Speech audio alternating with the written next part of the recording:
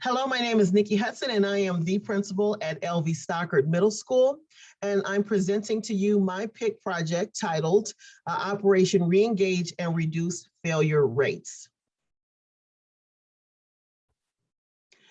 At the start of the pandemic, our children were not in school. And so last fall of 2020, many of our students came back to school, or some did virtual instruction. And so we were faced with the problem of how to increase attendance for our students in order to engage them back in the educational setting. And so with this project, our goal was to create systems of support for our students to help improve attendance and failure rates and engage students in school by addressing their social needs. We found when we started calling many of our parents, we realized there was more in terms of why students weren't logging in. Either a parent may not have been home, or there were other things going on. And so we needed to try to address those needs in order to help our students to be successful. We targeted our 6th, 7th, and 8th grade students, and they were students with low attendance as well as high failure rates. And some of the resources I needed to allocate for this project was to revise staff schedules. And so I had a teacher who served as my SEL coordinator. So I revised his schedule to help support with some of the emotional needs of our students, along with our counselors. Also allocated funds to pay for after-school tutoring so that staff could make phone calls along with tutor students. So my timeline and my process at the beginning of this project, of course, at the beginning of my PIC journey, I was the principal at another campus in Dallas, which was William Brown Miller Elementary School. And so our project at that time was centered around SEL and how to get students to have voice regarding what was happening at the campus level. And we wanted to get our students to more so advocate for themselves so that they can really be strong supporters within their community one day.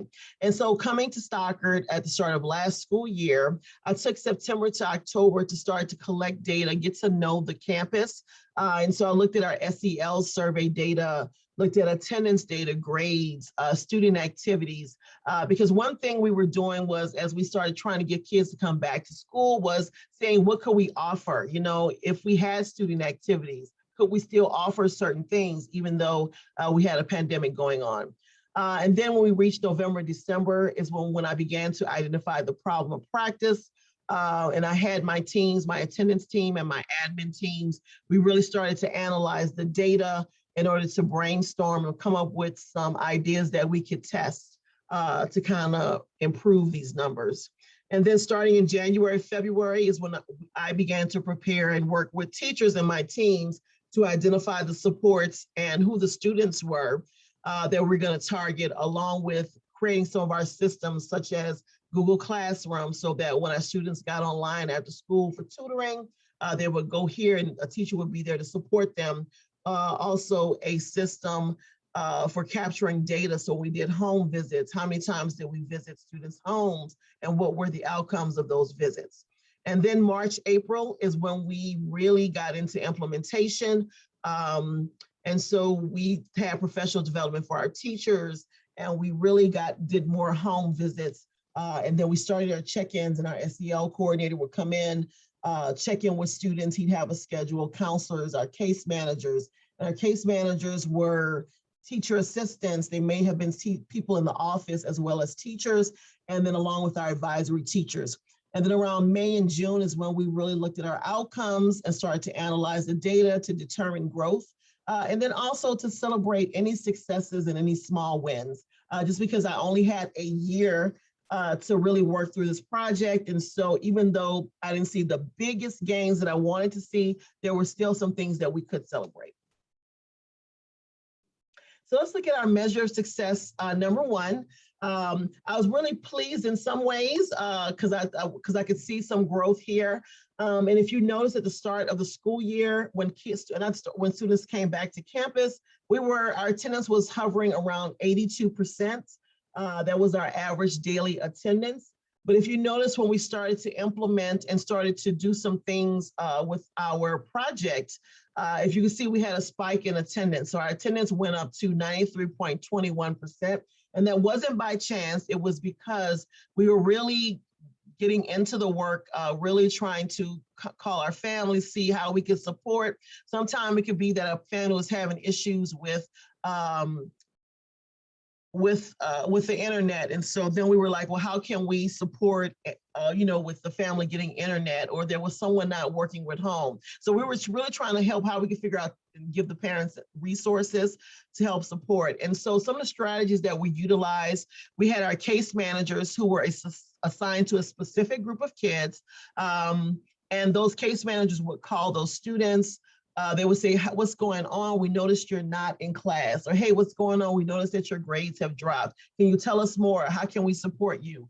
What can we do to make sure that you log in on time? And so we had questions and things. So when our case managers reached out, they could really start that dialogue and build that relationship with our students and our families. Our teams were assigned to conduct home visits. So if there were students who we could not get in touch with, then we dispersed a team to go out to a home and try to connect with the families and see what we could do. And then of course, we had a spreadsheet which we created to capture data in terms of understanding the needs and who was following up. Some of the challenges we faced, just because we had so many kids, could be a number of reasons. We had some students work with high attendance, in terms of their low attendance, in terms of not coming to school. To some students, it was like spotty, them not logging in here and there. And so we didn't have enough staff to sort of keep up with that number. Also, each team keeping adequate documentation, because we started well in the beginning, but then as testing season got really going and we had map testing, STAR and surveys and these different types of things, then the workload became too much for our case managers and our teachers to manage. Then many students still had inconsistent attendance. And so even though the rates were improving, we still noticed some of those students had, a day absent here or there, a class absent here. But some of the bright spots, our case managers really took ownerships of their groups. And I really could listen to some of the conversations, working to build those relationships with our students. And then our systems created to better track attendance and support, which really we thought was a good idea. And we noticed, hey, maybe there's some things we could have done with this documentation here. And then also we celebrated many of our virtual students' return to on-campus learning because with us contacting our parents realized that, hey, it's better if my child goes back to school, even though COVID is still going on. You guys are doing a great job of keeping the kids safe. And so parents felt more comfortable. And so we had more students return back to face-to-face instruction. Our measure of success too was reducing our failure rates. And if you notice at the beginning of this project, we had a 50% failure rate, and that's students failing 4 or more courses, which is too high. And of course, you can draw a straight line straight to attendance because attendance was a big piece of it. But then a lot of students, having to go from all their friends being in class and, the way we engage students then to just being straight on a computer was difficult for students. And so some strategies that we utilized just to kind of help students to reduce their failures was we had to institute tutoring after school on Tuesdays and Thursdays. Our case managers were assigned again to a group of students and they would be checking in. I noticed that you're doing well in class, which is great. Then they would call and say, hey, I noticed that your grades have dropped a little bit. And so what can we do there? And then some of our challenges here with our failure rates, attendance, just like I mentioned, some virtual students were skipping class or not attending at all. And then of course, keeping up with that adequate documentation. And then our counselors had to create an outreach team to visit and support our most vulnerable students. That was one because we had students who were experiencing death in the family and some students didn't know how to rebound and get back into class. And so, but we had some really bright spots. Our case managers took ownership and of course, building those relationships with our students. And of course, those students returning back to campus, which was helpful. But then if you notice, we had a failure rate that reduced to 31%. 31% is still high. However, the fact that we were able to reduce it, it gave us a little bit of data in terms of some of the things that we need to do to better support students at the beginning versus trying to be proactive in the end. And then of course, success number 3 is building relationships with students. Of course, we do our survey every year in the district. And so our survey revealed that engagement had reduced, it had dropped to 54%. But a good thing was that the teacher-student relationships had increased to 77%. That was up 8%. And so that was a really huge bright spot. And so what that told us was the work we were doing to really focus on the relationship piece of it was important to getting our students to re-engage back in the educational setting. Some strategies that we did was we increased student activities. Not only do we have our athletics after school, and many of our teachers would go out and staff will go out and support students, but we also did other things. We had robotics and some of the other things, but we also had theater and dance. Some of those things we still managed to keep going. Our counselors checked in with students during lunch. And then our SEL coordinator provided training to teachers. So we recognized that we not only had to train teachers, but provide them with some strategies of support as well. Some of the challenges that we face, it was difficult with our virtual students to build those relationships because it's kind of hard trying to build a relationship through a computer screen. But, you know, we did our best there. Testing took over a lot, and it was hard to try to stay focused. And then also teachers being empathetic to social issues that were impacting students and academics, because a lot of times I know we want students' grades to improve, but we still have to be empathetic and understand that maybe we have some kids who are watching younger siblings, and so they're at home. And so just some of those things, and just understanding some of those social issues. But bright spots, we had still managed to have fun here at Stockard. We had a student celebration parade where our students got to parade through the hallways and be celebrated. We had a dance and theater showcase where we were able to safely bring our parents to the auditorium and some of our students to be able to watch our students put on their showcase. And then our counselors did a really great job with the outreach team. And this is something that we're now continuing with Stockard. So anytime we have a student experience a death in the family, or there's some altering thing going on at home, we always try to go to the home and really and do a great job of outreaching and figuring out how we can best support our students and families. So as you can see here, these are just some of the pictures, just a few of just how things went last year. Over here, we had our check-ins and we had counselors, SEL coordinator. It was something you would see often as you walked around the campus, was an adult meeting with a child or a group of students, even to the way our classrooms looked. Even though it was a pandemic going on, we still want to have those expectations for how can we still get the students in collaborative groups, and how can we still engage students that way. Also rewards and incentives for students. We still wanted students to feel special because they are.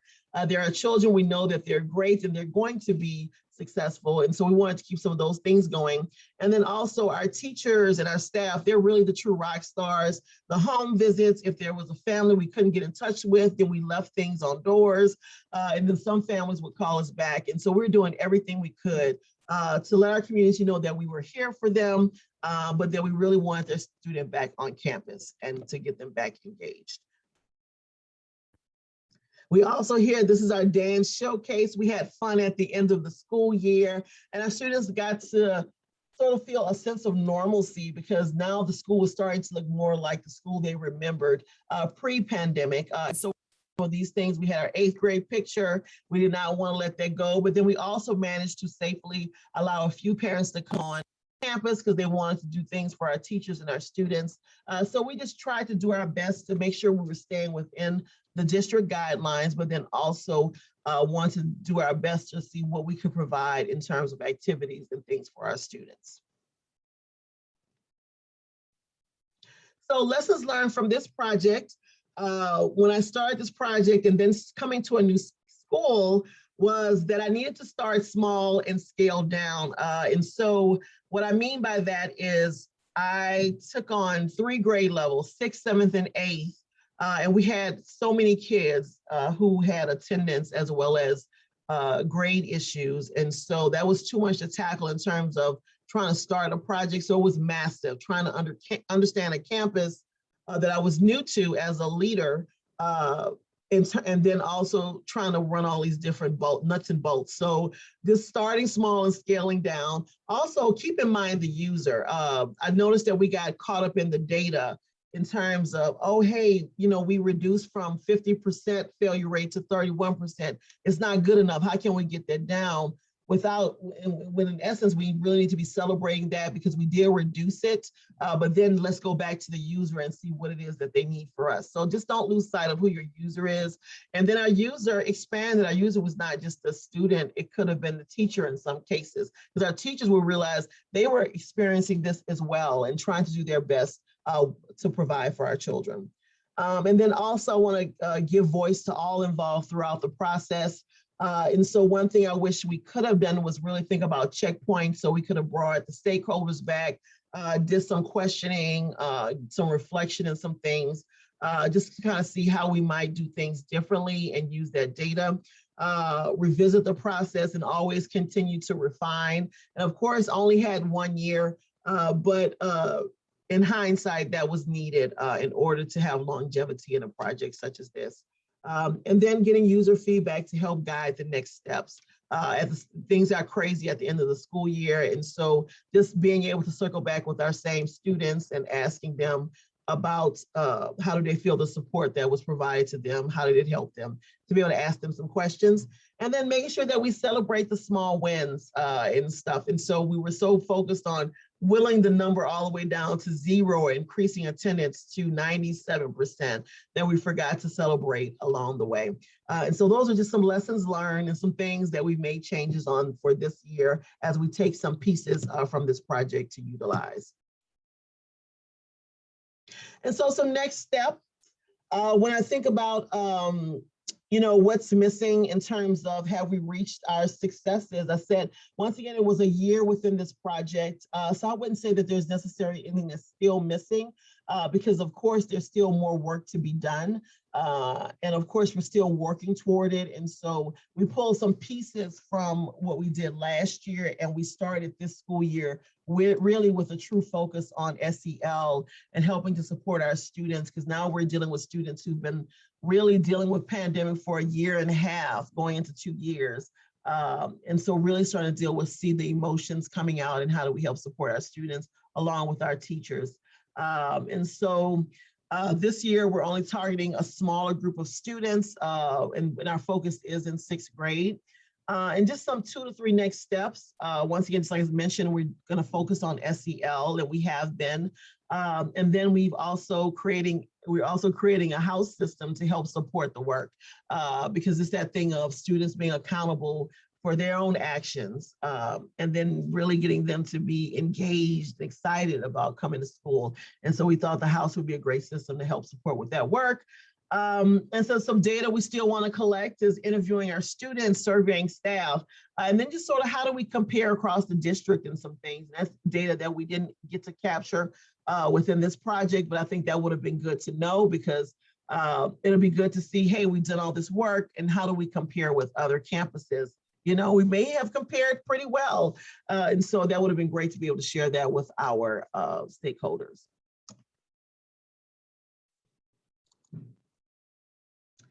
All righty, and this is my time. Let me know if you have any questions. I really enjoyed this project. It's really been a great learning experience. Thank you.